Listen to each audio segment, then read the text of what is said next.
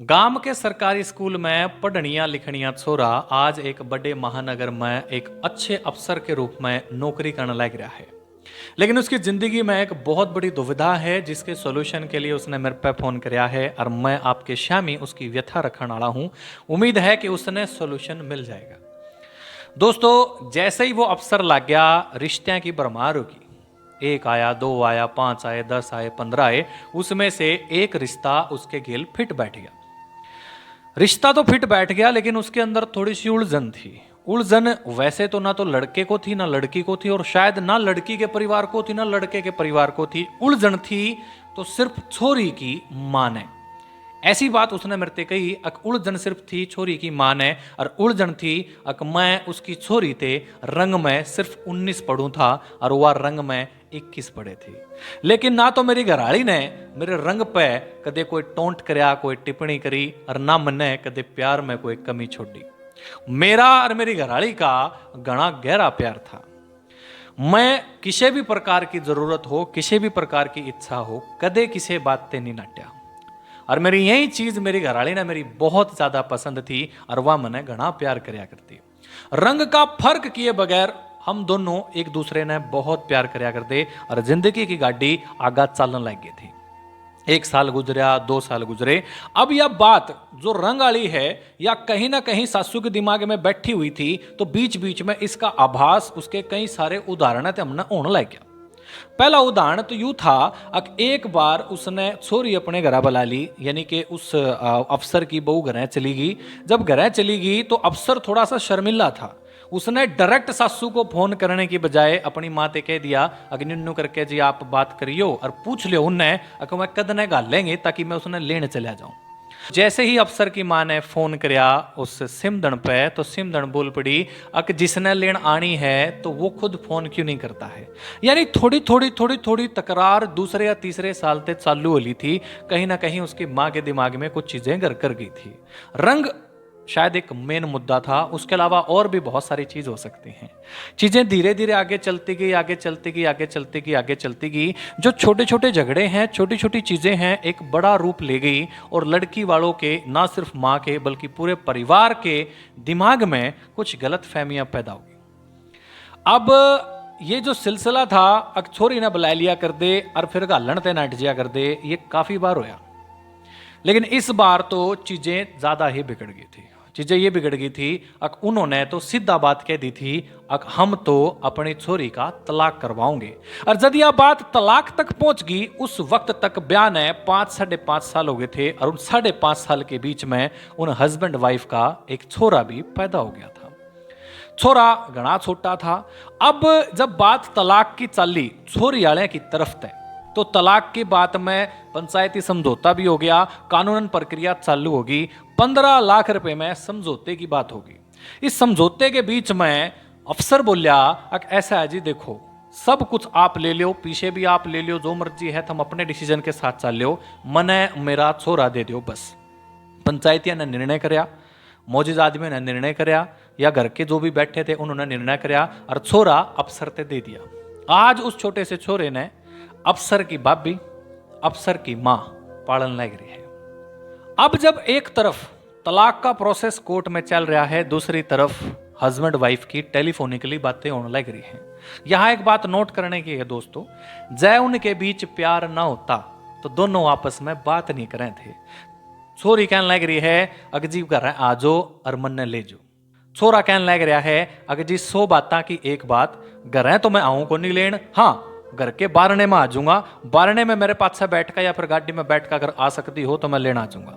दूसरा, जय कि मैं और कभी आना हो उड़े बता दे मैंने, मैं वहां आ जाऊंगा, वहां ते आपने बैठा के ले जाऊंगा अपने साथ, और फिर बोर्ड कहने वापस करूँ ना, चाहे कितने मर्जी जोर ला लो, मेरी भी इतनी चाला है कि कुछ नहीं कर सकते हैं, जय तो मेरे गिल्ला हो, और मैं घर नहीं आऊंगा तना लेने के लिए। तो इसी बीच हस्बैंड वाइफ की एक म्यूचुअल अंडरस्टैंडिंग हुई। म्यूचुअल अंडरस्टैंडिंग में ये होया, इस बार जो तारीख आवेगी कोर्ट में, उस तारीख पे मैं जज के सामने बयान दे दूंगी, मैं जी अपने पति के गिल रहना चाहूँ, मैं अपने पियर मनी रहना चाहती, और मेरा घर मेरा पति जमा सुखी राखे, मना कोई दिक्कत नहीं है। अब इसी बीच जब ये बातें चल रही थी तो छोरी का फोन छोरी के घर के ना था गया। और जब छोरी का फोन छोरी के घर क्या न था गया तो उन्होंने फोन खोस लिया और सिम तोड़ दी। कुछ टाइम तक तो अफसर की और उसकी घरवाली की बात नहीं हुई, लेकिन कुछ टाइम के बाद जब घर का उनका मेन फोन था, या फिर अफसर की सासू का फोन कह लो, घर का जो मेन फोन था उस फोन में ते लुक छिप के अपने घरवाले के बात करया कर दी और रोया कर दी, गिड़गिड़ाया कर दी, अक मन्ने ले जा। अफसर क्या करदा, अक जी मैं आपने घर ते नहीं लेकर जा सकता, घर के बारणे में आ जाओ आप, मैं बारणे में तो लेकर जाऊंगी। लेकिन छोरी अपनी मर्यादा, अपने संस्कार ये कह करके कि घर ते ही ले जा कर छोरी ना है, इस चीज पे अड़ी रही और छोरा इस चीज पर अड़ा रहा, अगर जी बाहर ते लेकर जाऊंगा, घर ते नहीं लेकर जाऊंगा।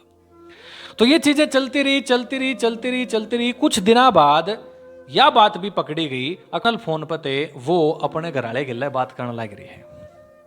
तो छोरी धमकाई, डराई, समझाई, जो कुछ भी करया, लेकिन छोरी मानने ने तैयार नहीं थी। और जब छोरी मानने ने तैयार नहीं थी तो उस अफसर का यहां तक का कहना है कि उन्होंने अपनी छोरी मार दी। और जब उन्होंने अपनी छोरी मार दी तो लोगों में एक बात फैलाई कि या तो घनी परेशान थी, टेंशन में थी, इसका तो हार्ट अटैक आया। लेकिन अफसर का कहना है कि मेरे कुछ शुभ चिंतक थे वहां पे जिन्होंने मेरे पास एक खबर पहुंचाई है। खबर यह है, हालांकि किसी को मुंह नहीं देखने दिया उस डेड बॉडी का, यानी कि उसकी घरवाली का, उसके मरने के बाद, लेकिन जिन्होंने इक्का दुक्के ने जबरदस्ती मुंह देखने की कोशिश करी तो उन्होंने देखा छोरी का जो मुंह था वो लीला पड़ रहा था। यानी आशंका और डाउट यह है छोरी को जहर दे के मारा गया है, जबकि बात फैला दी गई है अकवा तो हार्ट अटैक से मरी है। इसके बाद बोले मैं बहुत विचलित हूं, बहुत परेशान हूं, समझ में नहीं आ रहा है करूं तो क्या करूं, और काफी समय बीत चुका है। हालांकि मेरे रिश्तेदार, हालांकि मेरे माँ बाप, मेरे भाई और भी दूसरे जो मेरे शुभ चिंतक हैं वो ये कहते हैं अक जी ब्याह कर लो, और ब्याह के बोले रिश्ते भी बहुत सारे आने लग रहे हैं, लेकिन मेरे समझ में नहीं आ रहा है अक मैं ब्याह करूं अक ना करूं। समझने की बात कुछ यह है, अगर देखो जी मैं अपनी घरवाली ने बहुत प्यार करया करता, और जब प्रैक्टिकल बात करूं तो मैंने ब्याह करके अपनी जिंदगी की शुरुआत कर लेनी चाहिए। लेकिन मेरे मन में एक डाउट है। मैं बोले जी क्या डाउट है? बोले डाउट यह है पता नहीं तो जो मेरी नहीं आवेगी बहू मेरे जाकत ने क्यों कर रखेगी, या फिर दूसरा मना डाउट है जब मैं अपनी पहली पत्नी जो गुजर चुकी है उसके गिले जुड़ा हुआ हूं दिल ते, और जय दूसरी मेरा कोई आगे उस गिले दिल ते नहीं जुड़ा तो मैंने नू लगा है कि मेरा घर दोबारा खराब हो जाएगा। फिर वो बोलिया अग जी मैं अपनी घरवाली ते घना जुड़े होया था, और उसने भूलन की कोशिश भी करूं तो भूलिया नहीं जाता, और मैं तो दिन रात रो हूं उसने याद करके। उसकी कुछ रिकॉर्डिंग पड़ी है मेरे पे, जब वो अपने पर्सनल फोन पर फोन करया कर दी या फिर घर के फोन पर फोन करया कर दी तो मेरे फोन में रिकॉर्डिंग होया कर दी, तो उसकी सारी रिकॉर्डिंग मेरे पे पड़ी है, और मैं उसकी रिकॉर्डिंग सुने जाऊं रोए जाऊं, रिकॉर्डिंग सुने जाऊं रोए जाऊं, और मैंने तो समझ में नहीं आ रहा है अंकुश अगर मैं करूं तो क्या करूं। प्रैक्टिकल जीवन तो कहता है कि दूसरा ब्याह शुरू कर ले, जिंदगी की शुरुआत कर ले, लेकिन जब बात इमोशनली करूं मैं तो जय मैं अपनी नवी बहू गिले जुड़ नहीं पाया, और जय फिर जुड़ मैं गया तो वो मेरा स्वार्थ हो जाएगा, और जय फिर वह बच्चे ने ठीक ढंग से नहीं अपना पाई, अब मेरा तो स्वार्थ पूरा हो जाएगा लेकिन छोरे की तो जिंदगी खराब हो जाएगी। और इस सिचुएशन में मैं कुछ समझ नहीं पा रहा हूं अंकुश, करूं तो क्या करूं। तो दोस्तों यह सिचुएशन है उन अफसर साहब की, आपको सिचुएशन समझ में आ गई होगी।